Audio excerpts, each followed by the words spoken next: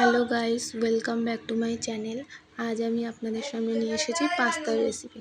Pasta তৈরি করার জন্য জলের মধ্যে সামান্য লবণ আর তেল দিয়ে পাস্তাগুলোকে দিয়ে দিতে হবে। এরপর পাস্তাগুলোকে ভালো করে নাড়িয়ে নিতে হবে। পাস্তাগুলো সিদ্ধ হয়ে গেলে সেগুলোকে নামিয়ে নিতে হবে। নামিয়ে নেওয়ার পর জল দিয়ে ধুয়ে নিতে হবে। এরপর কড়াইয়ে সামান্য তেল দিয়ে কুচিয়ে রাখা আলুগুলো তার মধ্যে দিয়ে দিতে হবে।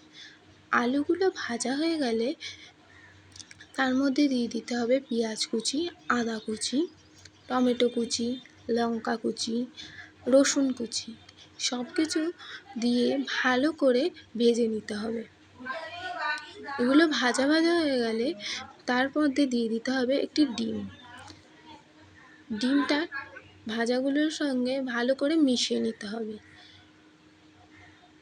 এরপর এর মধ্যে দিতে হবে লবণ, হলুদ, সয়া সস, ম্যাগি মশলা, টমেটো সস দিয়ে ভালো করে ভেজে নিতে হবে। এর মধ্যে সিদ্ধ করে রাখা পাস্তাগুলো দিয়ে দিতে হবে। সেগুলোকে ভালো করে ভেজে নিতে হবে। ভেজে নিলেই তৈরি হয়ে যাবে আমাদের পাস্তা। ভিডিওটা ভালো লাগলে লাইক, কমেন্ট, শেয়ার করবেন।